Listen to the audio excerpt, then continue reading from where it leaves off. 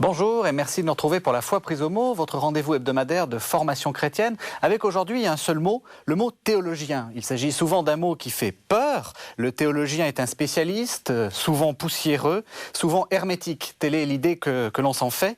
Un théologien qui prétend écrire des livres sur ce que l'on ne voit pas. En effet, l'étymologie grecque révèle le métier dont il s'agit, théos, Dieu, et logos, le discours. Donc le théologien, c'est celui qui prétend écrire des discours sur Dieu, en espérant peut-être qu'il s'agisse de discours divins.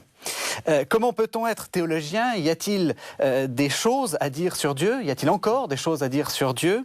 L'exigence intellectuelle de cette discipline a-t-elle encore une place dans le monde moderne? Pour répondre à ces questions, je vous propose de rencontrer une figure originale de la théologie contemporaine, le frère Cassingena. Bonjour. Bonjour. Alors frère Cassingena, vous êtes moine de Ligugé et vous venez de faire paraître aux éditions Ad Solem un livre qui s'appelle Étincelle 2 et vous allez vous expliquer sur ce titre.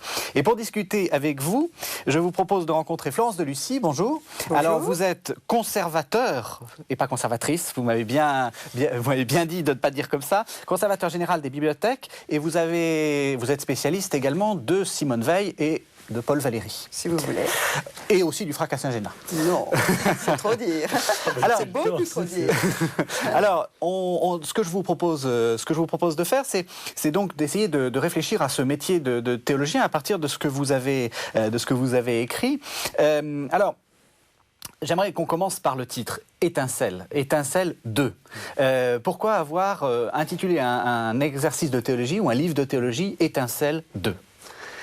Étincelle 2 fait la suite de Étincelle 1, qui ne porte pas officiellement le titre de Étincelle 1, mais effectivement c'est un projet d'écriture théologique original, donc une écriture en fragments.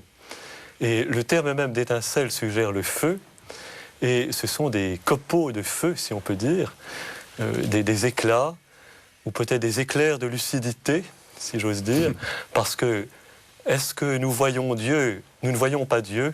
Dieu est invisible. Et encore que peut-être nous en parlerons tout à l'heure. Mais nous avons, je crois, que des éclairs de lucidité dans l'obscurité habituelle de notre vie et la nuit habituelle de notre vie. Nous reparlerons peut-être sans doute tout à l'heure de la nuit également. Donc ces étincelles elles ont été données, elles viennent de ce feu de la parole de Dieu. Alors, ce qui est assez frappant, c'est qu'on a l'habitude, lorsqu'on lit de la théologie, d'imaginer le traité. Disons, la forme canonique de la théologie, c'est la Summa Theologia de Thomas d'Aquin, c'est-à-dire quelque chose d'extrêmement construit, d'extrêmement précis, qui parle de tout. Et là, vous êtes l'anti-Thomas d'Aquin, si je puis dire. Peut-être. Non, sur la forme, peut-être pas sur la théologie. Peut-être sur la forme, effectivement. Je suis peut-être aussi l'anti beaucoup de choses, finalement. Alors pourquoi pourquoi refuser le... Est-ce qu'actuellement, il est plus possible de faire des traités de théologie? Je ne sais pas. Je ne sais pas. Et alors pourquoi je reste peut-être sur ce silence, je ne sais pas s'il est possible. Est-ce que vous en doutez? J'en doute. Moi, je pense que c'est une voie très très féconde que celle qu'il entreprend. Je ne suis pas du tout théologienne, je suis extrêmement séduite par ce type d'ouvrage, et je pense que je suis séduite aussi par l'explication ou la justification qu'il en donne, à savoir que de nos jours, 21e siècle commençant, on ne peut pas prétendre dominer un sujet, quel qu'il soit, et surtout pas, évidemment, le domaine de la théologie. Je crois qu'il y a des prétentions de l'intelligence humaine auxquelles il faut absolument renoncer. Vous n'êtes pas d'accord, Père François? Alors, je crois qu'il y a aussi mon identité de moine qui ne paraît pas avec l'habit que je porte, mais au moins pour aujourd'hui, pour maintenant. Mais c'est une théologie, c'est une approche spécifiquement monastique aussi, dans le cadre d'une lecture quotidienne, habituelle de l'Écriture sainte. Et au fond, je n'ai d'éclair de lucidité qu'à partir des Écritures, qu'à partir de l'expérience aussi toute simple de tous les jours, à partir du regard porté sur les choses. Et donc, pour vous, alors immédiatement, vous nous mettez au milieu de in medias res, au milieu des choses. Pour vous, la théologie n'est pas un discours qui se construit de manière intellectuelle. Le théologien, c'est celui qui réfléchit sur ce que les choses lui proposent, sur ce que le monde lui propose. Il y a bien une activité de la raison et une organisation du savoir. La théologie est une science et là je suis ce que dit Thomas d'Aquin, est une science de Dieu, et qui met en œuvre notre activité rationnelle, mais en même temps, je suis aussi le disciple de nombreux pères de l'Église qui affirment que Dieu est au-delà de toute saisie rationnelle et qu'il est l'au-delà de tout, comme dit Grégoire de Nazianze. Et qu'on ne peut pas le scruter, on ne peut pas se faire l'inquisiteur de Dieu. Et je suis un familier d'Éphrem le Syrien, qui est un père de l'Église du IVe siècle, qui a écrit des magnifiques hymnes que je traduis pour les sources chrétiennes. Et Éphrem polémique vivement contre ceux qu'il appelle les scrutateurs, ce que je traduis par les inquisiteurs de Dieu. Et je crois que plutôt que de mettre la main sur Dieu, il faut peut-être le laisser lui mettre la main sur nous, ou plutôt être dans sa main, comme dit l'Écriture. Nous sommes dans la main de Dieu. Et quelque chose nous est donné au jour le jour, d'une manière très simple, à travers le contact. Et je tiens beaucoup au mot d'obscurité. Il n'y a d'étincelles que parce qu'il y a de l'obscurité. Et les étincelles n'ont d'autant plus de prix que parce que nous avons la nuit. Et la nuit est vraiment bien heureuse. Et heureusement que nous ne voyons pas tout. Alors, j'oserais justement une image à ce sujet, parce que je consonne complètement à ce que dit le Père François. Et comme c'est un poète marin, je pense qu'on pourrait peut-être avancer l'image du phare dans la nuit, qui balaye circulairement les immensités des flots nocturnes, mais qui le balaye, mais avec une fréquence, et par moments, et par jets successifs. On appelle donc les phares à éclat. Ah, précisément. Oui, parce que vous êtes aussi marin. Oui, il est marin. Oui. Il est marin. Son imagination est totalement marine. Et je crois que l'immensité divine, elle est chez lui représentée presque toujours par une immensité nocturne, mais marine. La longue houle, essentiellement. La mer, la nuit. Oui. Océanonox, voilà. Sans le tragique, forcément, mais Océanonox. Alors, vous disiez que moi, c'est quand même, ça m'a frappé, vous disiez heureusement que nous ne voyons pas. Ça me rappelle Paul qui dit nous ne sommes pas dans la claire vision et nous voyons comme dans un miroir. Et vous avez rajouté un adverbe qui m'a un peu choqué, qui est heureusement. Pourquoi heureusement? Alors, pourquoi ne pas écrire le livre de théologie idéal dans lequel j'ouvrirai et je trouverai la vérité de Dieu et après, je suis enfin tranquille? Oui. Nous avons l'Écriture et finalement la vie elle-même est obscure. Notre expérience est obscure. Notre vie de tous les jours, nos rapports avec les autres sont aussi obscurs. Et je crois qu'il faut peut-être apprivoiser cette obscurité, ne pas prétendre à des lumières trop rapides, ne pas prétendre peut-être donner aux autres des lumières trop rapides dont on n'a pas soi-même l'expérience, et peut-être parler d'une lumière que l'on n'a pas vue soi-même. Peut-être plutôt partager de petites lumières. J'aime bien ce que dit le psaume 118, ta parole est une lumière sur ma route, une lampe pour mes pas. Et pour mes pas, donc c'est une lumière pour chacun de mes pas. Il y a une petite lumière pour chaque jour, qui est donnée chaque jour à travers la parole, à travers ce ferraillement. Et pour faire des étincelles, il faut ferrailler, il faut être un forgeron. Et donc ce ferraillement obscur dans la prière, dans la lectio divina, à travers les textes, à travers l'expérience, à travers les choses vues. La merveille du monde qui nous est proposé à voir. Je disais tout à l'heure que nous n'y voyons pas, mais nous voyons aussi tellement de choses si nous savons regarder. Et pour vous, la théologie, c'est un discours positif sur les choses. Vous dites, il y a des choses merveilleuses. Oui. On a aussi dans l'image des gens qui écrivent sur justement sur l'atrocité du monde et qui appellent cela théologie. Pour vous, le théologien n'a pas forcément besoin de parler des choses vilaines ou des choses laides. Il en parle aussi. Et dans les étincelles, je parle aussi de l'atrocité. Avec beaucoup d'inquiétude aussi, je parle de la violence qui guette notre monde. Mais en même temps, il y a la beauté toute petite. C'est pourquoi dans la préface des étincelles, j'exhibe ce que j'appelle le rien ou le presque rien.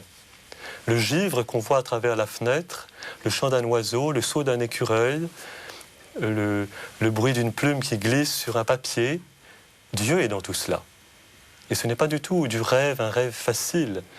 Mais Dieu nous parle à travers l'infime. L'infini nous parle à travers l'infime. Et l'infime est cette manne qui va nous donner l'infini. Alors, j'ai dit, vous étiez spécialiste de Simone Weil. Moi, c'est quelque chose qui me frappe, justement, chez Simone Weil. C'est cette idée, on voit les choses... Enfin, on discerne la grâce, malgré la laideur du monde. Est-ce que vous ne voyez pas une... A thing of beauty, oui, certainement. C'est finalement le point de convergence pour elle.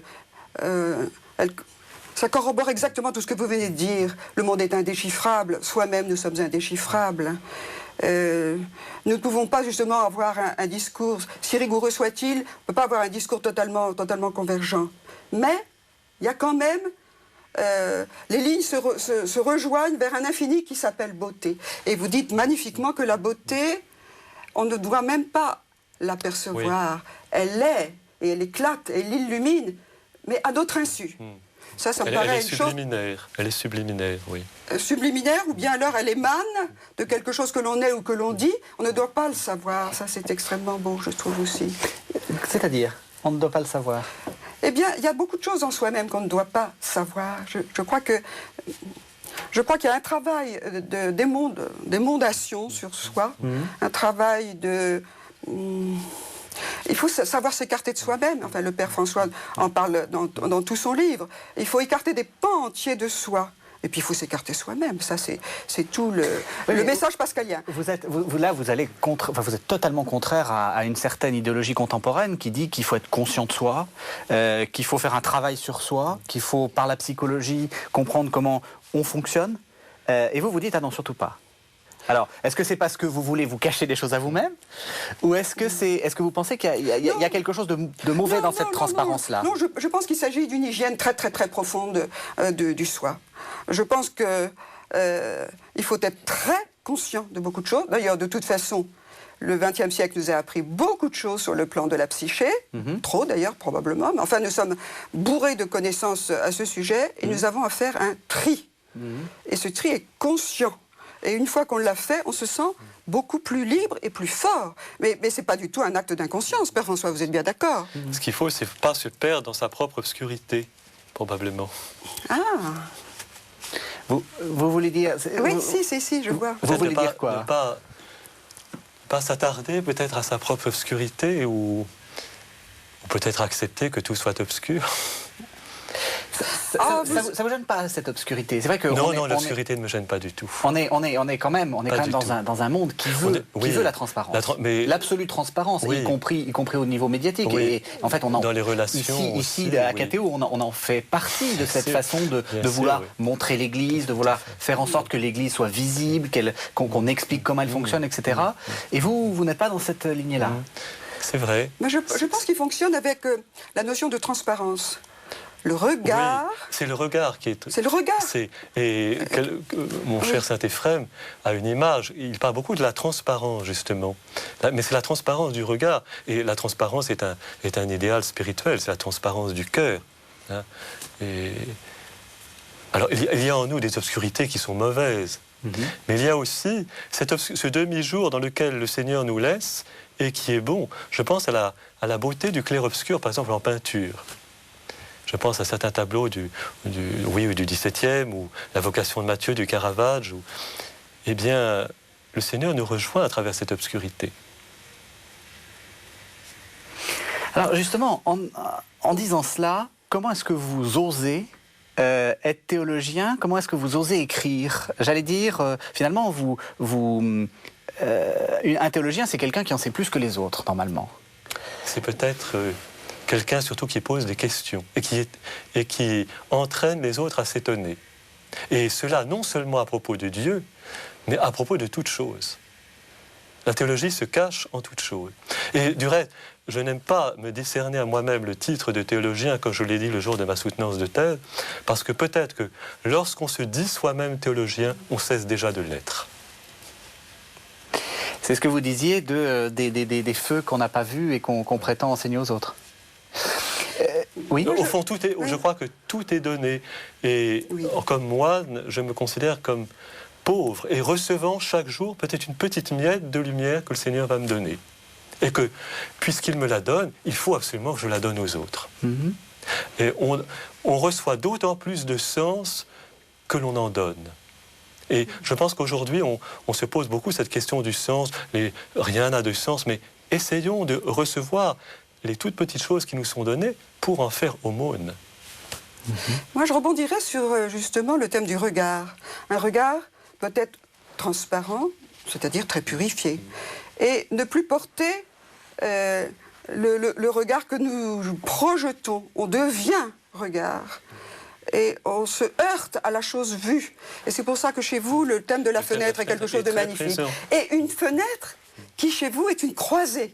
Autrement dit, vous avez le signe du Christ, la croix, qui est inscrite dans toute chose vue. Alors, expliquez un peu la fenêtre, parce que tous les lecteurs n'en ont pas lu. Hein. Ça représente quoi, la fenêtre? La fenêtre de la cellule. C'est la fenêtre de la cellule. C'est la mansarde, plus exactement, qui est au-dessus de la cellule, et qui est mon lieu d'écriture et de lectio divina. Et il n'y a qu'une seule fenêtre dans cette mansarde, à travers laquelle je vois des arbres, je vois les étoiles la nuit, je vois l'écureuil. Et comme je l'écris tout au commencement des étincelles, la fenêtre est l'institutrice du regard, parce qu'elle le sertit, elle le discipline, et elle le certifie, elle le rend plus sûr aussi. Elle va canaliser le regard, et parce qu'elle le discipline, elle va permettre de voir peut-être davantage de choses. On est dans un siècle de voyeurs. C'était terrifiant. On voit des horreurs quand on regarde ce que nos contemporains avalent à longueur de journée à la télévision. On s'étonne de la criminalité, mais nous sommes les produits de ce que nous voyons. Nous sommes les produits de ce que nous entendons. Donc c'est là qu'il y a un filtre et comment dire... Oui. Comment... Et il ne s'agit pas de se fermer les yeux sur l'horreur du monde, mais non pas pour devenir soi-même violent, mais au contraire pour apporter une paix et pour dire halte là. Et justement, vous êtes moine, vous pouvez fermer la porte de votre cellule, vous avez fait le choix de ne pas avoir de télévision, peut-être même que vous la regardez. Il m'arrive de la voir quand je suis en dehors, mais je la regarde pour me faire une idée de ce que les autres voient. Oui, voilà.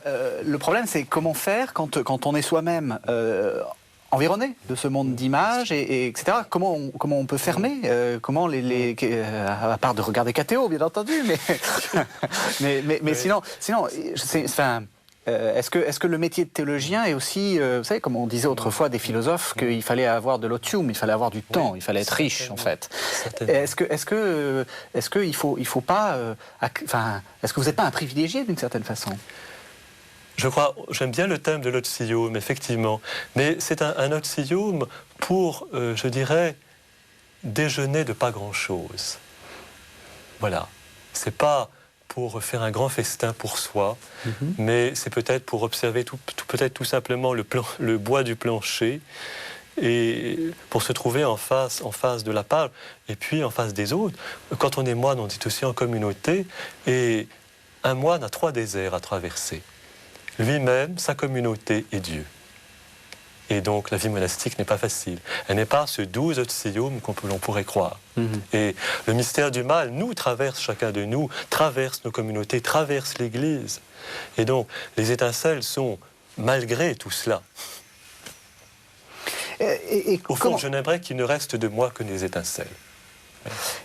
Oui, cela me plaît énormément. Devenir le regard. Voilà, devenir le regard.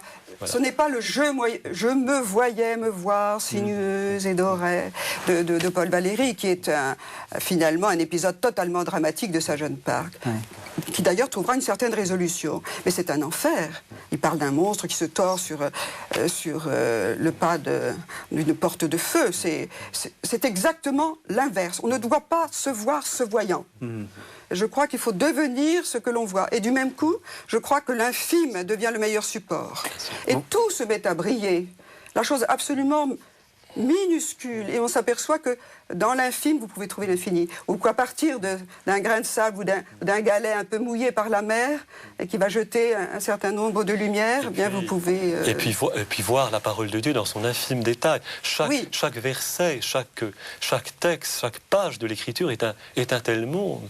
Oui. Comment peut-on rester à sec, si j'ose dire, avec une telle richesse?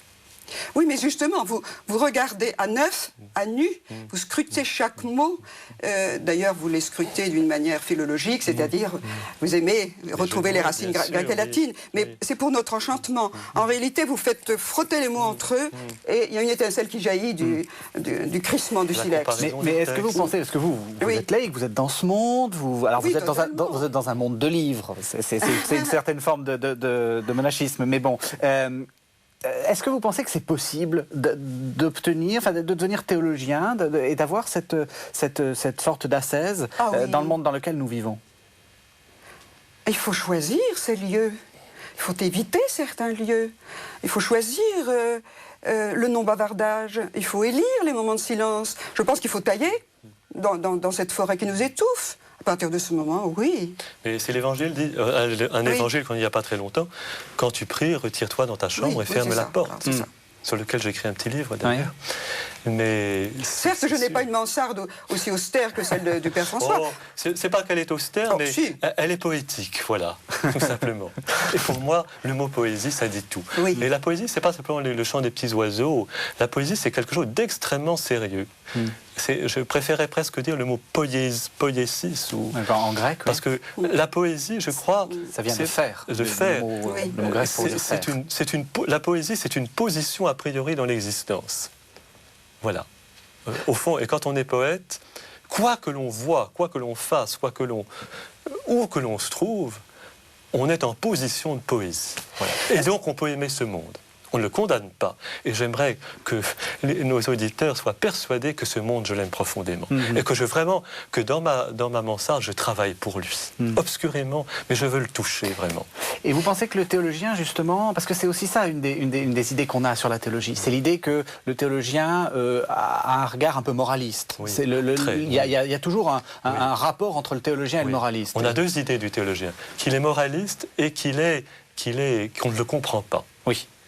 Alors, je reprends un jeu de mots d'un autre père que j'aime beaucoup, un père de l'Église du IVe, Saint Basile de Césarée, qui polémiquait, il opposait le terme théologien au terme technologien. Et donc, le danger pour le théologien, c'est de devenir tellement technique, comme peut le devenir aussi la philosophie, que l'on n'y comprend plus rien. Oui. Mais le théologien, au fond, il s'appuie sur la simplicité des paraboles. Alors, il a un langage conceptuel. Il y a une légitimité, une pertinence profonde de la théologie et son langage conceptuel. L'Église a formé des mots, hypostase, nature, transsubstantiation, qui sont des mots qui n'épuisent jamais le mystère. Le mystère de l'Eucharistie n'est pas épuisé par le mot transsubstantiation, de même que la Trinité n'est pas épuisée par le mot Trinité, ni par le mot nature, ni par le mot substance. Les mots ne sont que des outils. Et donc le mystère lui-même nous dépasse, d'où la nécessité pour le théologien de trouver éventuellement d'autres mots, d'autres approches. Et je crois qu'aujourd'hui, tout est à redire autrement. D'où la nécessité.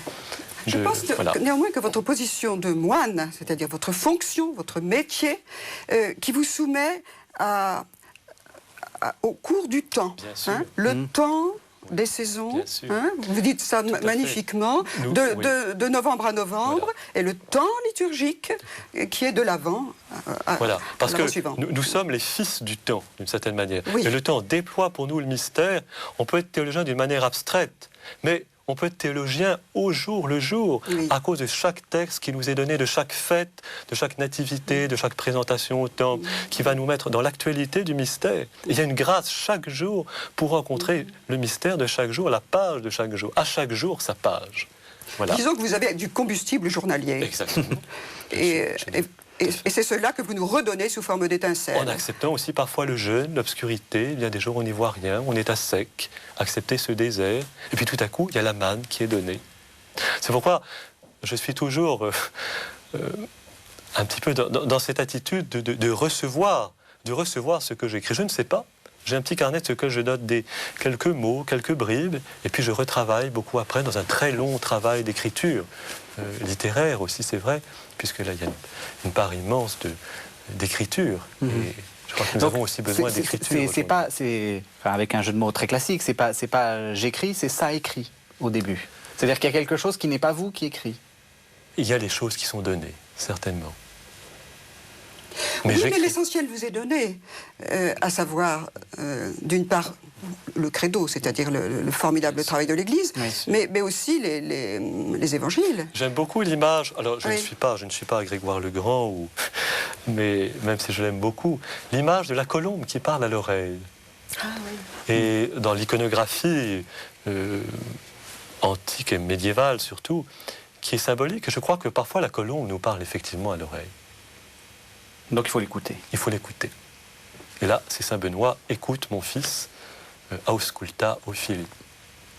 Alors, vous avez dit il faut redire les choses. Moi, ce qui m'intéresserait de savoir maintenant, c'est quelles sont les choses qui doivent être redites pour notre époque. C'est-à-dire, sur quoi la théologie doit parler, quels sont les grands sujets théologiques actuels? Tout est sujet théologique, absolument tout. Et peut-être j'aurais une prédilection pour la christologie, reparler du Christ. Comment dire aujourd'hui, comment expliquer que le Christ est Dieu? Et jusqu'où il est homme. Et jusqu'où il est homme. Comment parler de l'Eucharistie? L'Eucharistie qui est notre pain quotidien. Comment parlons-nous pour aujourd'hui de notre pain quotidien? Et alors justement, qu'est-ce que vous pourriez dire de l'Eucharistie? Alors j'en ai dit beaucoup de choses dans les étincelles. Oui, mais tout le monde ne l'a pas lu, donc ça nous donne... Donnez-nous envie de l'ouvrir, ce livre. Comment parler? C'est un pain quotidien, et c'est un pain, ce n'est pas une petite douceur. Peut-être qu'on a parlé trop longtemps de l'Eucharistie comme, oui, une petite, enfin pas une petite, mais une douceur spirituelle. Mais l'Eucharistie nous fait mal, parce qu'elle accuse en nous tout ce qui en nous et entre nous est contre l'unité du corps du Christ. Et l'Eucharistie que nous célébrons peut-être chaque jour nous interroge profondément sur ce que nous faisons pour l'unité du corps du Christ. L'unité du corps ecclésial, problème de l'écuménisme, l'unité de nos communautés, l'unité à l'intérieur de nous. Sommes-nous cohérents? Et en quoi le fait de recevoir l'Eucharistie est accusateur? Enfin, qu'est-ce qui dans l'Eucharistie est accusateur? Parce que l'Eucharistie, c'est le sacrement de l'unité du corps du Christ. Nous sommes le corps du Christ. Le corps du Christ, c'est le concept de corps qui est un concept éminemment actuel et sur lequel il apporterait il apporte et beaucoup il travaille, mais c'est un contexte très très moderne. Et donc ce corps c'est nous. Oui. L'Eucharistie n'est pas une sucrerie. L'Eucharistie n'est pas une récompense.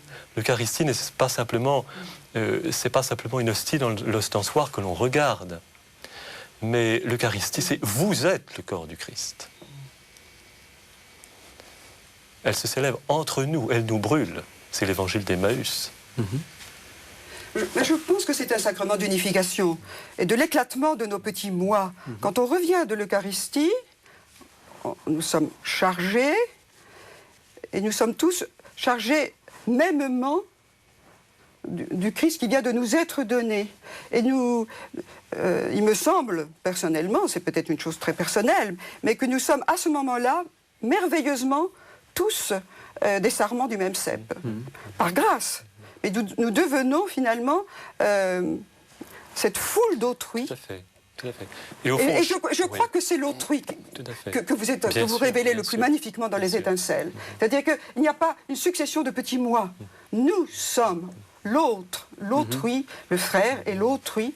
Et tous ensemble, nous sommes cette foule qui sera accueillie en tant que l'humanité, non pas une humanité obtenue par les voies du totalitarisme, pas du tout. Mais malgré tout, fondus les uns dans les autres et formant un immense fleuve.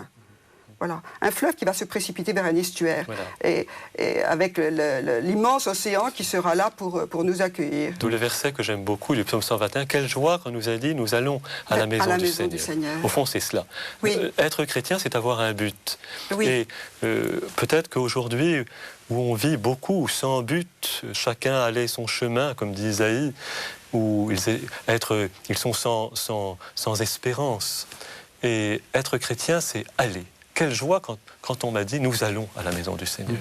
Et je dois dire que le Christ, tel qu'il nous le fait vivre, est extraordinairement vivant. Il est tout le temps en mouvement. Il suscite le mouvement, que ce soit chez les pèlerins d'Emmaüs, ou même la jeune fille, la Vierge qui vient de concevoir, qui se lève aussitôt et qui court vers sa cousine. Et constamment, vous nous faites observer des mouvements de grande vivacité, exurbance. J'aime beaucoup le mouvement, et je trouve que le monde dans lequel nous vivons est terriblement lourd. Apathique. Oui. Terriblement lourd. Alors même qu'on va vite. On va très vite. On va très vite. Il est rapide. Il est d'autant plus violent qu'il est plus lourd. Et peut-être que la lourdeur et la violence, ça marche ensemble. Mais j'aime bien l'écureuil qui est une parabole de la vie spirituelle, et qui n'est pas du tout une légèreté facile. Au fond, l'idéal de la vie spirituelle, c'est la souplesse de l'enfant, nous laisser faire. Alors, j'aimerais revenir sur l'Eucharistie, parce que vous avez aussi vous avez publié plusieurs autres livres, dont un livre sur la liturgie. Et si je me souviens bien, vous distinguez 4 pôles de la liturgie, et dans l'un de ces pôles, il y a quand même une certaine forme de théâtralité. Comment montrer? Parce que j'ai envie de vous dire, l'Eucharistie, d'accord, c'est très beau, tout ce que vous nous dites, mais il ne se passe rien. Et comment est-ce que moi, je dois manifester, ou comment l'Église qui s'organise doit manifester, la communauté qui s'organise doit manifester qu'il se passe quelque chose? Est-ce qu'il n'y a pas quelque chose à trouver dans les gestes liturgiques pour manifester tout ça? Bien sûr. Mais bien sûr, il se passe quelque chose. Et puis, il se passe que nous sommes ensemble, il se passe que nous écoutons la parole de Dieu. Et bien sûr, la liturgie suppose le mouvement, l'espace, le temps. La liturgie est faite, et la liturgie est rite. Et l'importance de la ritualité, nous ne pouvons pas vivre sans ritualité. Aucun de nous ne peut vivre sans une ritualité, dont parfois il est lui-même le créateur. Mais c'est certain que le rite et l'ordonnance des choses ont leur importance. Pour l'Eucharistie, le rite est clair. Vous avez une double procession, vous le dites vous-même. La procession des fidèles qui monte vers l'autel, et ensuite qui en redescend. Je trouve que c'est déjà il y a une visibilité qui est extrêmement belle. Parce que vous avez le pain qui est le fruit du travail des hommes, et que nous montons, et nous redescendons avec ce même pain, mais qui est un pain super substantiel. Oui. Oula, ça c'est un mot un peu compliqué. Non, c'est un mot magnifique. Méfiez-vous des mots compliqués. Oui, c'est peut-être un mot trop difficile. Super substantiel. Oui, qui dans un certain sens, d'une certaine manière, a changé de nature. Ça devient vraiment le pain de tous. C'est le pain qui nous unit.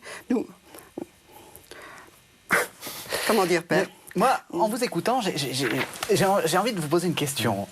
On sent que l'un comme l'autre, vous êtes très cultivé, vous avez fait de belles études, etc. Et vous voyez les choses aussi parce que vous avez derrière vous Ephrem, etc. Moi, une des questions que je trouve très importante, c'est comment faire passer la théologie, donc ce que vous écrivez et ce que vous voyez, à des gens qui n'ont pas le temps, à la fois de se cultiver, à la fois de comprendre ces mots-là, etc. Est-ce qu'il y a une possibilité quand même de faire passer la théologie de manière simple? Que la théologie exige un apprentissage, ça c'est certain. Mais en même temps, je crois que tout chrétien est appelé à être théologien dans son écoute de la parole de Dieu.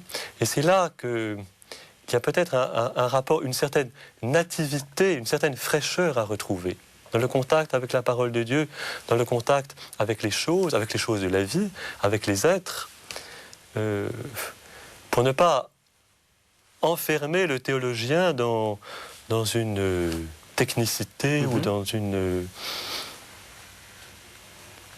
Chacun de nous est appelé théologien.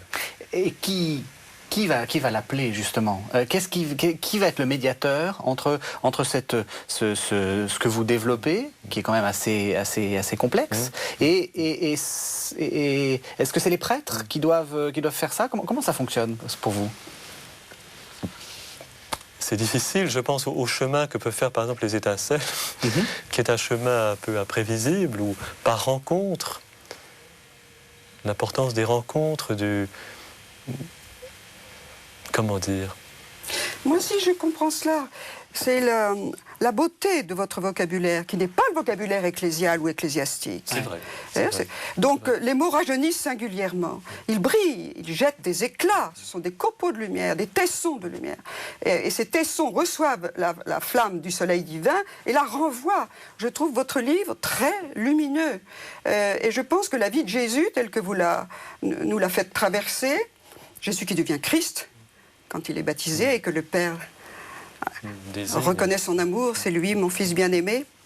Je pense que vous nous montrez un Christ à la fois très, très, très modeste, infime d'une certaine façon, la manière dont il a été annoncé, la manière dont il est né, même la manière, regardez, absolument merveilleuse que vous exprimez, la grande procession des rameaux. Des rameaux, oui. Jésus sur un ânon, c'est merveilleux. Donc vous montrez l'infime dans la vie de Jésus et à intervalles réguliers, vous nous montrez l'explosion de sa splendeur, sa lumière fulgurante. D'ailleurs, vous avez des mots qui sont violents. Explosion, fulguration. Donc nous arrivons, je crois, assez bien à ce terme magnifique qui s'appelle la transfiguration. Moi, je pense que notre monde terni, sali, éprouvé, qui se traîne à terre, a besoin de ces éclairs de lumière. Vous ne trouvez pas, mon père? Et les éclairs de lumière, on les trouve partout. On les trouve partout. On les trouve dans la ville aussi bien que dans les arbres. Elle est partout. Oui, mais il faut un chemin pour y conduire. Oui, voilà. Et finalement... Le chemin, c'est la montagne. Jésus emmène ses trois disciples, les premiers appelés, il les emmène sur une haute montagne. Donc, il les extrait du brouhaha de la ville, il n'y a pas de doute. Je pense qu'en effet, certaines... ce que les jeunes aiment bien, d'ailleurs, certaines retraites, je pense à Thésée, ils aiment cela. Mais on les extrait. Ils sont ensemble, mais ils sont... Mais en même temps, je crois que c'est important d'éduquer nos frères et sœurs, non seulement, peut-être pas à se retirer, mais à se retirer là où ils sont. Il ne sert à rien de se retirer dans un monastère si partout où nous sommes, nous ne nous retirons pas, je crois. Et que même si on est dans la ville, partout, il faut avoir cet espace de retirement. Oui, mais vous l'avez d'une façon privilégiée puisque vous êtes moine. Je ne crois pas qu'être moine est un privilège. Je ne crois pas. Je crois que chacun... Oui, mais comment pouvez-vous l'apprendre, justement, par exemple, à une jeunesse qui est pleine d'ardeur et de feu, qui est prêt à prendre feu, voyons, avec le message de la bonne nouvelle. Mais qui, aujourd'hui, est capable de prendre feu? Je ne suis pas si sûr que cela. Ah si, mon fils me le dit. Mon fils me le dit. Il m'a dit, quand j'avais 16 ans, j'étais une explosion potentielle à chaque minute. Si. Mais il y a des attentes. Après, qu'est-il devenu? Il y a des attentes considérables. C'est ça la question. Est-ce qu'il faut aussi entretenir ce feu? Bien sûr. C'est là que... Oui, c'est là. C'est là qu'il y a un travail. Oui. Tout est là. Et c'est là qu'il y a une disponibilité, une écoute. Et puis que tout est grâce. Moi-même, je peux m'éteindre. Mais il est possible que la voie poétique soit un chemin, précisément. Dans la mesure où les mots reprennent grâce, reprennent fraîcheur, où les mots recommencent à signifier quelque chose. Et ça, je pense que la jeunesse sera sensible à vos propos. Mais peut-être faudra-t-il faire un choix parmi vos étincelles. Certaines sont très théologiennes. Oui, c'est sûr. Et d'autres beaucoup plus pétries de poésie. Mais justement, ce que vous dites est intéressant parce que c'est vrai que ce que je trouve très frappant, c'est que les gens rejettent en fait le discours tout fait, rejettent les mots chargés, rejettent en partie parce qu'ils ne les comprennent pas, en partie parce que c'est des mots qui ont fait mal, enfin des mots qui ont été condamnateurs, des mots, etc. Comment est-ce qu'il faut faire pour renouveler un peu ce vocabulaire? Quelle est votre technique finalement? C'est de refuser les mots chargés, c'est-à-dire vous refusez le mot hypostase, Je ne refuse pas. Mais enfin, refuser, c'est de ne pas l'employer. Je ne l'emploie pas. Oui. Ça peut arriver que je l'emploie. Pardon, aussi, le danger, c'est la langue de bois, de buis. Mais je déteste la langue de bois. Où en fait, on s'entretient de mots donc, qui ont fait quitter leur racine. C'est-à-dire qu'en gros, on pense dans les mots. On ne pense pas dans les choses, on pense dans les mots. Alors comment on fait pour sortir de ça? Pour sortir de cela,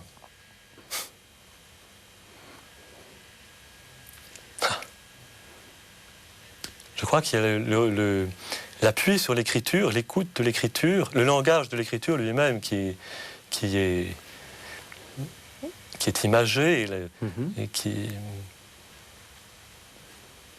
Mais en même temps, c'est sûr qu'on n'est pas dispensé de l'intelligence et les concepts sont de bonnes choses. On ne peut pas les envoyer promener. Oui, mais il n'empêche que vous avez, j'allais dire, exhumé de cet empoussiérage affolant tous les mots de l'Évangile qui sont vifs, qui sont tumultueux, tous les cris que l'on trouve dans l'Évangile.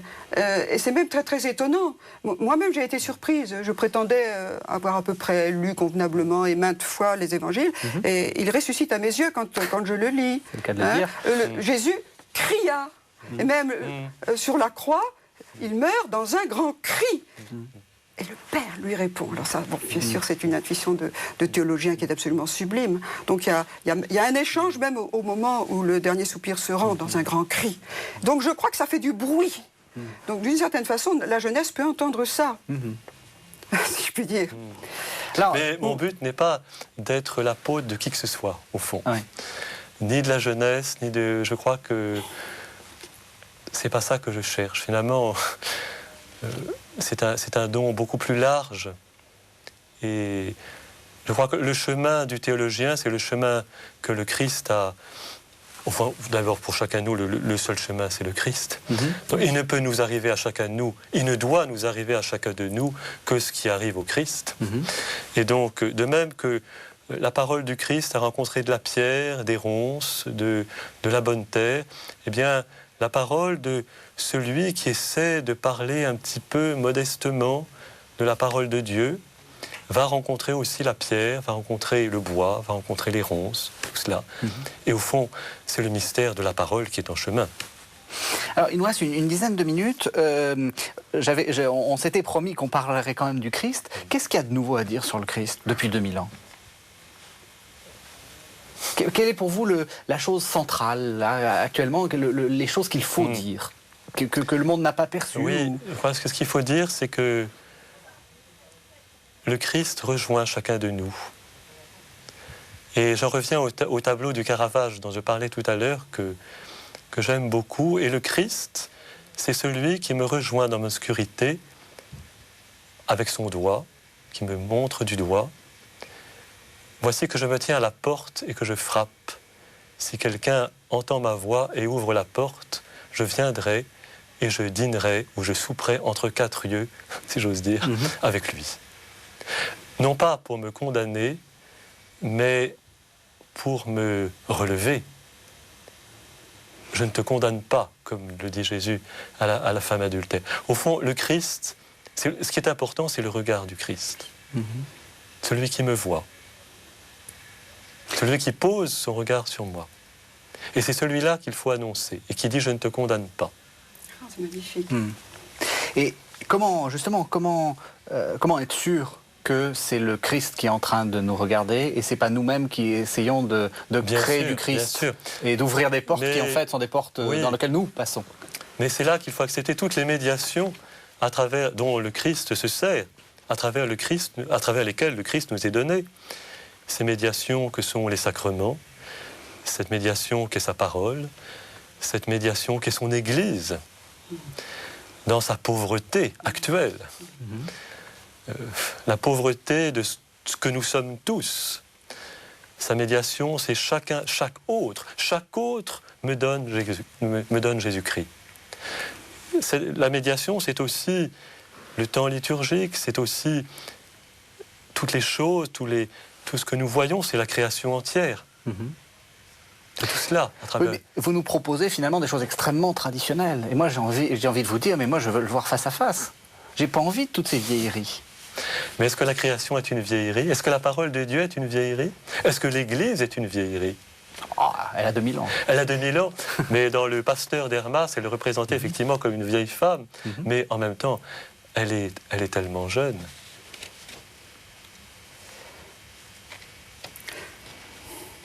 Oui. Moi, je pense évidemment, éminemment à Benoît XVI, notre chef vénéré.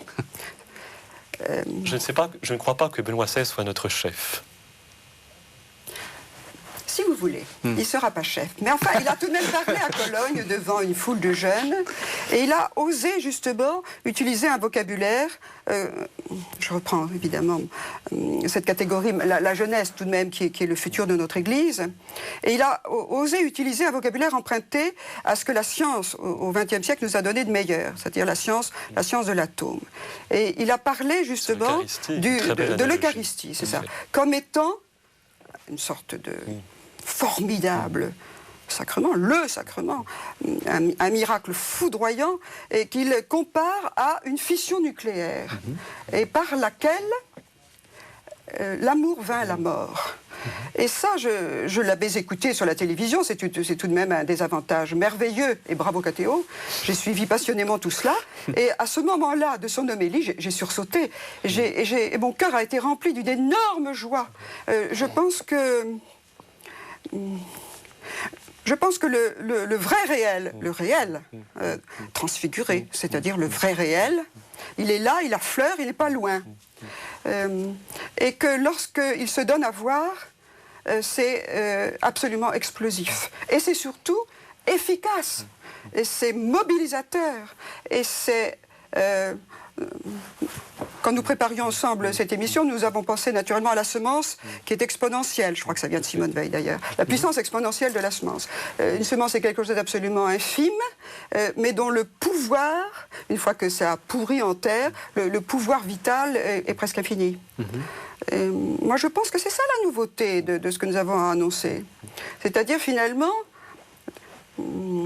un ouragan de lumière et une capacité à agir, justement, sous cette poussée-là.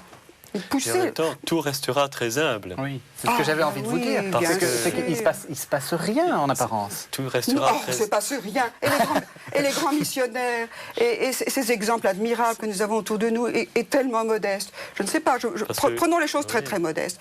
Quelqu'un qui finalement décide de secourir quelqu'un qui est près de lui et qui est fort malade, qui est même pratiquement rayé de la société étant donné la gravité de l'attaque dont il est atteint. Et voilà, un accompagnement minute par minute, heure par heure, jour par jour, mais c'est porteur de lumière d'une façon absolument extraordinaire. Et je crois que les âmes généreuses de notre temps ne peuvent pas ne pas voir ça. Et en même temps, c'est visible. Sans que nous ayons l'ambition de conquérir quoi que ce soit. Oh non. Oh non. Il n'y a rien à conquérir. Non, parce que vous le disiez, tout est assez passif finalement. C'est pas tant nous qui voyons, nous sommes vus. C'est pas tant nous qui regardons, nous sommes regardés. Recevoir le regard du Christ, qu'est-ce que j'envisageais. Mon Dieu. Ou la femme adultère. Oui, par exemple. Ou les disciples, au moment de l'appel des disciples. Et nous sommes toujours dans cette condition pascale, c'est-à-dire que tout est humble, tout est difficile, tout est obscur. Et il faut que nous apprivoisions cette difficulté. Au fond, je crois qu'on a vécu trop longtemps sur des illusions de nombre. Et rien de plus affreux que le nombre. Vous voulez dire le nombre de chrétiens? Les effectifs. Oui, les effectifs, oui. Voilà, le nombre de baptêmes, je le sais. Ça n'a aucun sens. Le chemin de la parole est obscur, il est difficile, il va de l'un à l'autre. Et voilà. Comme le Christ lui-même. Au fond, c'est Pâques. Donc, pour vous, la théologie, maintenant, doit être modeste? Oh, certainement. Certainement. Surtout. Surtout. Et tous ces gens qui demandent un guide? Je vais vous dire, tous ces gens qui demandent un signe. Oui. Oui, eh bien, Jésus répond en disant qu'il n'y a pas d'autre signe que le signe de Jonas, précisément. Ou parfois, chez Marc, il ne dit rien. Et il s'en va... Il monte dans un bateau et il s'en va sur le lac, ce qui est un signe. Il nous fait signe du côté de l'infini de Dieu. Mais toujours l'eau. L'eau. L'eau qui est tout le temps. Et surtout, nous allons vers le Père. Et là, je crois que dans un monde qui a pas mal de mal avec le Père, Jésus, c'est cet homme qui nous indique le Père, qui nous apprend à dire notre Père. Je vais vers le Père. Et ça c'est merveilleux. Alors, ce que je vous propose de faire, c'est de terminer par du vous, par du Cassagena, si j'ose dire. Pendant que vous vous préparez, je rappelle que l'abbaye d'Iguges a un site, www.abbaye-liguges, parce que, et on voit en plus l'abbaye d'Iguges, regardez, chez vous, là, votre cour, enfin votre cloître, abbaye-liguges.com. Donc c'est là-dessus qu'on peut se renseigner si on a envie de savoir ce que c'est que l'abbaye de Liguges à côté de Poitiers. On vous écoute. Entre les étoiles, il y a de grands méandres de nuit. De même entre les hommes. Les étoiles ne forment une constellation qu'elle ne soit espacée. De même les hommes. Ils ne forment une conspiration qu'ils ne soient espacés. Les seules sociétés, les seules confréries véritables qui s'établissent entre les hommes sont toujours volontaires et essentiellement électives. Elles consolident leur entente par-dessus les méandres de la nuit, par-dessus l'interdit de la nuit. Ou plutôt, elles naissent de cet interdit même.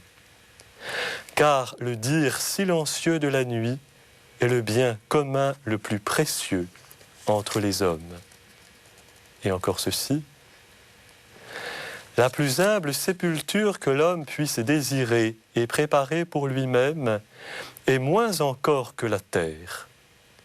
Le ciel, où sereinement et longtemps à l'avance, il a inscrit sa propre disparition, où il s'est inscrit lui-même, non pas tant comme une lune des étoiles, ce qui serait trop présomptueux encore, que comme un peu de cette nuit qui sertit leur éternelle vérité. Mais il est un anonymat même et une innombrabilité de la lumière. Aussi peut-il se féliciter tout bas de se perdre dans la cohue des lumières qui, ruisselant de la nuit pascale, ne profèrent tout ensemble qu'une même ovation, Lumen Christi. Merci, on se retrouve la semaine prochaine.